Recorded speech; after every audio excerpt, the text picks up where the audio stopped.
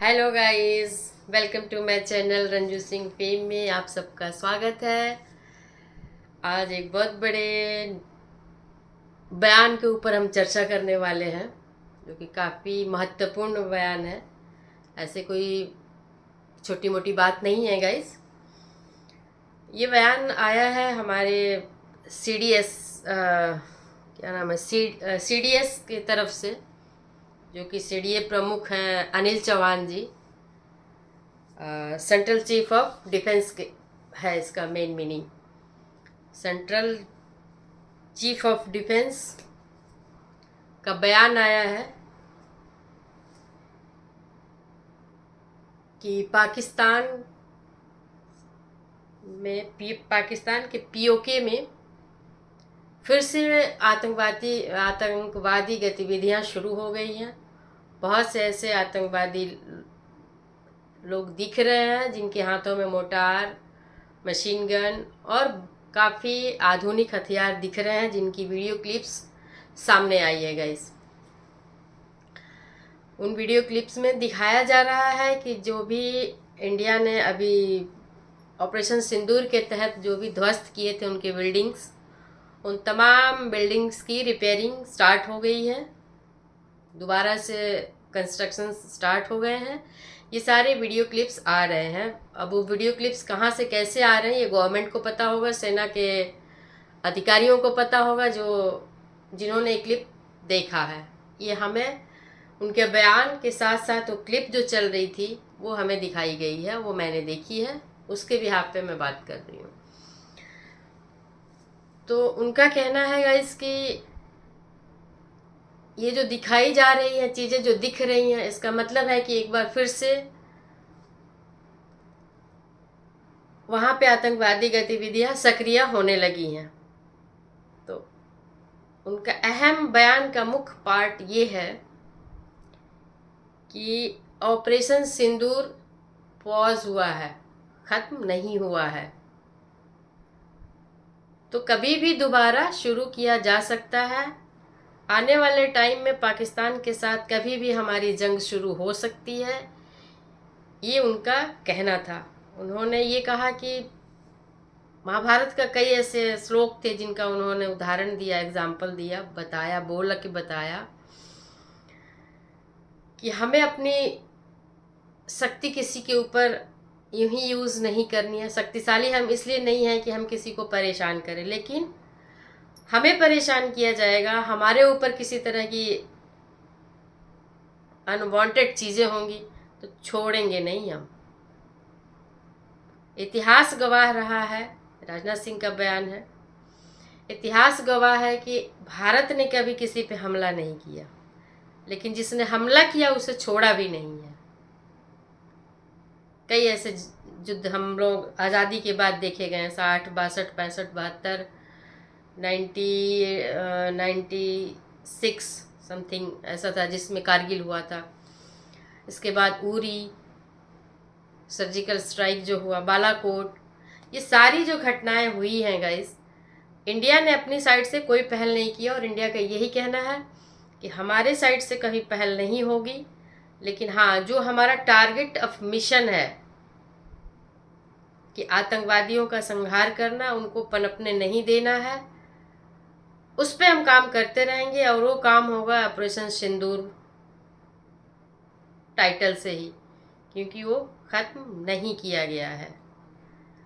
इसी चीज़ का जिक्र करते हुए, ये तो उनका जिक्र है, ऐसे ही एक बुक आई है,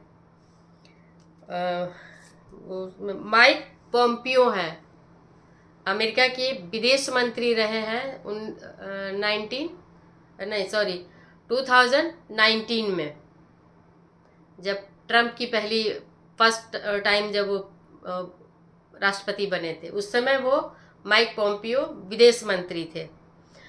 उन्होंने जिक्र किया था कि जब बालाकोट हुआ था, जब बालाकोट का वो चल रहा था, जंग कह लो या जो भी स्ट्राइक कह लो या जो भी चल रहा था इंडिया पाकिस्तान का, उस टाइम वो लोग थे वियतनाम में, हनोत करके कोई जगह, वहाँ पे अमेरिकन टीम वहाँ थी, वहाँ पे चर्चा चल रही थी, तब सुषमा स्वराज का फ़ोन गया था। इन्होंने अपने बुक में लिखा हुआ है, इनके बुक का नाम मैंने लिखा है never give an inch fighting for America I love. ये इनके बुक का नाम है, मैं दोबारा रिपीट कर दे रही हूँ, never give an inch fighting for America I love. ये उनके बुक का गाइस नाम है। उस बुक में इन्होंने जिक्र किया है इन सारी बातों का जो अभी आई है, और इनके बुक में ये सारी बातों का जिक्र इसलिए अब किया जा रहा है क्योंकि संविधान में जब हम पद ग्रहण करते हैं, जिसको हम शपथ कहते हैं हमारे अपने लैंग्वेज में, इंडियन में, उसमें ये एक कसम कह लीजिए, कमिटमेंट कह लीजिए, वादा कह लीजिए होता है कि पद पे रहते हुए हम किसी भी बात का खुलासा नहीं करेंगे, दुरुपयोग भी नहीं करेंगे, खुलासा भी नहीं करेंगे किसी के साथ। तो गाइज उस समय माइक पोम्पियो पद पे थे, अब वो पद से बाहर हैं, दोबारा ट्रंप प्रशासन आया है, लेकिन वो अभी विदेश मंत्री नहीं है, कोई और है। तो तब इन्होंने बुक लिखी है, और बुक में इन्होंने उसी बुक में इन्होंने वो खुलासा किया है कि 2019 में जब ये लोग थे वियतनाम में, उस टाइम हमारे यहाँ की विदेश मंत्री सुषमा स्वराज जी थी, और ये शायद बालाकोट फरवरी समथिंग में हुआ था। उनका फ़ोन गया था, उन्होंने बताया था, माइक पोम्पियो से बात हुई थी क्योंकि वो विदेश मंत्री थे उस टाइम, और सुषमा स्वराज भी हमारे यहाँ इंडिया से विदेश मंत्री थी। उन्होंने ये बताया था कि पाकिस्तान न्यूक्लियर बम इस्तेमाल करने वाला है, न्यूक्लियर। तो अब इनकी और हमारी साइड से नहीं होगा। पहले इंडिया ने ये कमिटमेंट वर्ल्ड ऑर्गेनाइजेशन को किया है कि परमाणु संपन्न हम हैं, लेकिन हम अपनी तरफ से पहले पहल नहीं करेंगे।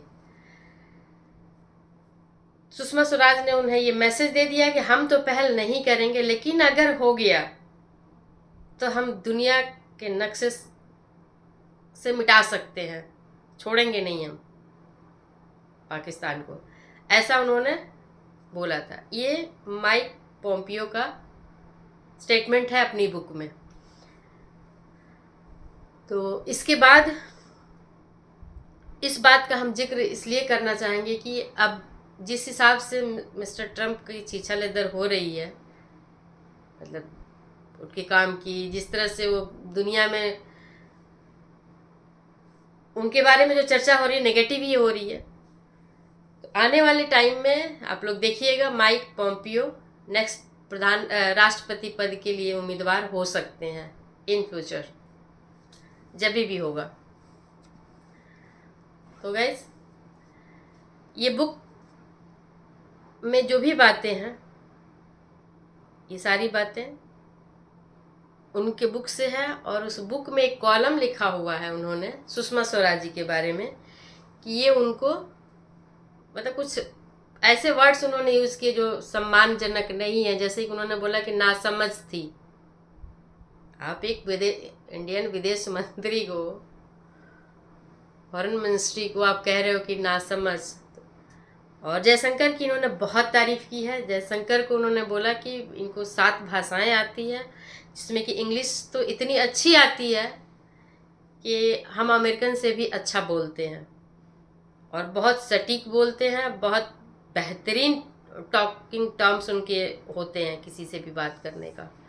तो जमकर तारीफ़ किया है उन्होंने जयशंकर की। और सुषमा स्वराज को थोड़ा कुछ क्या बोलें उसको, कुछ ऐसे अपमानजनक वर्ड्स बोल सकते हैं, बोला है, नासमझ टाइप का। तो देखिए, एक पढ़े लिखे, एक समझदार और एक अपने पद की प्रतिष्ठा और गरिमा को समझने वाला इंसान अपने से सीनियर के किस तरह से रिस्पेक्ट किया है। उन्होंने ये लिखा है कि बाकी सब बातें ठीक है, लेकिन मैं अपने सीनियर विदेश मंत्री के बारे में आपने जो ये बातें लिखी है, ये कतई अच्छी नहीं है, मैं इसकी निंदा करता हूँ। उन्होंने माइक पोम्पियो ने जयशंकर जी की तारीफ की है, लेकिन सुषमा स्वराज के लिए जो लाइन है उसके लिए इन्होंने रिप्लाई दिया नेगेटिव, कि मैं खारिज किया उनकी बात को, मैं नहीं सुन सकता। अरे ना कहने का मतलब ही है ना कि नहीं आपने गलत बोला हमारे देश के विदेश मंत्री को। बेशक अब वो इस दुनिया में नहीं है, उसी साल उनका डेथ हो गया था अगस्त में, आई थिंक 2019 अगस्त में। फरवरी में ये सब चल रहा था, मार्च में, और उस समय वो थी। तो गाइस अब दोबारा से जंग की शुरुआत होने की आशंका जाहिर की जा रही है, और ये जंग इसीलिए होगी क्योंकि दोबारा से एक्टिविटीज़ इनकी बढ़ चुकी है। पीओके में कंस्ट्रक्शन स्टार्ट है, और ये जंग थोड़ा समय लेगा क्योंकि बरसात में जंग कोई भी देश नहीं चाहता है, खास करके एशिया में जो अभी बरसात का मौसम है, और इस साल बरसात कुछ ज़्यादा ही ज़ोरों से है।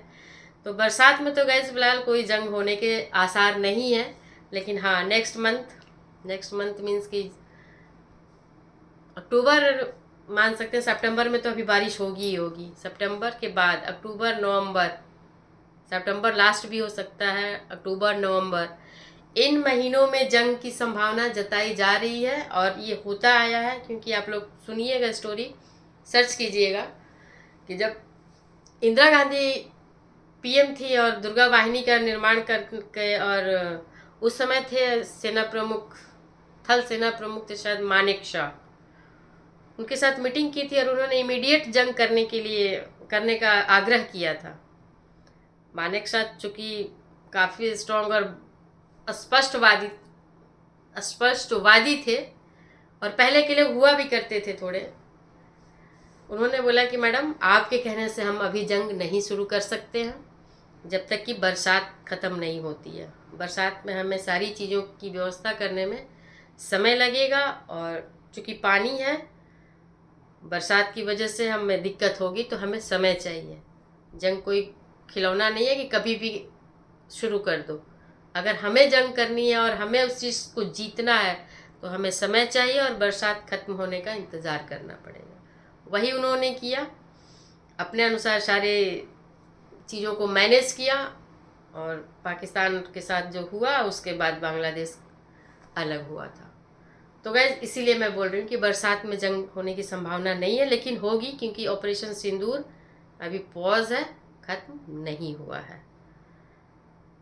तो वेट करते हैं क्या होता है आगे। और ये बयान अनिल चौहान जी का है जो सीडीएस है, हमारे देश के सीडीएस हैं। तो बाय गाइस, अगर वीडियो जानकारी अच्छी लगी हो तो प्लीज़ सब्सक्राइब ज़रूर कीजिए, like comment to be continue. वो तो नए हो पुराने हो सबके लिए है, लेकिन जो नए हैं जो देख रहे हैं तो प्लीज़ आप लोग, जो लोग नए हैं वो सब्सक्राइब ज़रूर करें। Bye bye.